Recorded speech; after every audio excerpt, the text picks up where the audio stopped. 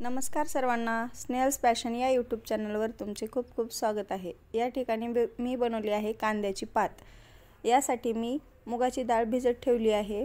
त्यानंतर ही मुगाची डाळ आमची घरी बनवलेली आहे, त्यामुळे सालीसहित मी भिजायला ठेवली आहे। त्यानंतर या ठिकाणी कांद्याची पात घेतली आहे।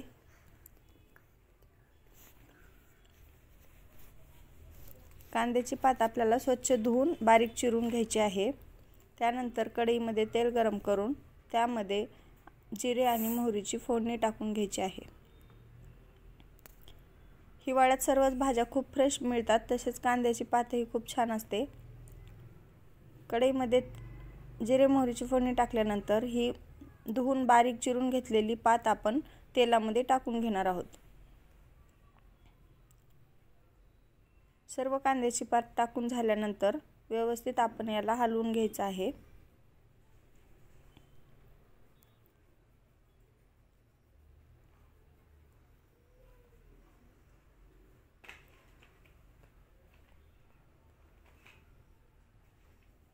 अशा प्रकारे कांद्याची पात पूर्ण तेलामध्ये मिक्स करून घ्यायची आहे।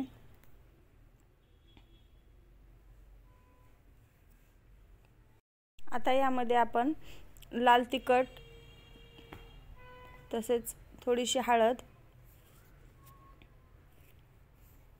आपण भिजवून घेतलेली डाळ आणि चवीप्रमाणे मीठ टाकून घेणार आहे। तसेच यामध्ये थोडेसे जाडसर वाटलेले शेंगदाण्याचे कूटही टाकायचे आहे। आता ही भाजी व्यवस्थित मिक्स करून घ्यायची आहे। चवीप्रमाणे मीठही टाकून घ्यायचे आहे। कांद्याच्या पातीला अंगचे पाणी सुटते, त्यामुळे आपल्याला एक्स्ट्राचे पाणी टाकायची गरज पडत नाही। फक्त व्यवस्थित भाजी मिक्स करून त्यानंतर ती शिजण्यासाठी झाकून ठेवायची आहे।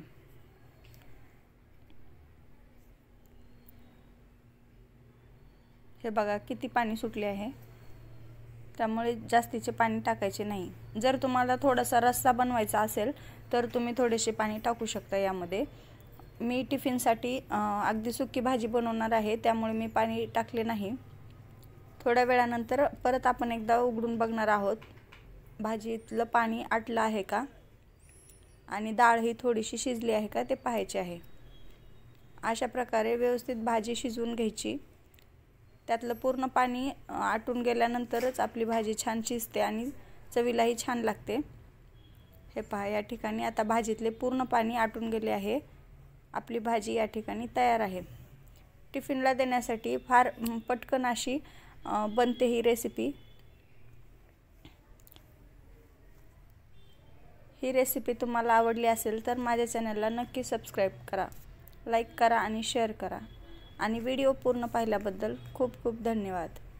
थँक्यू।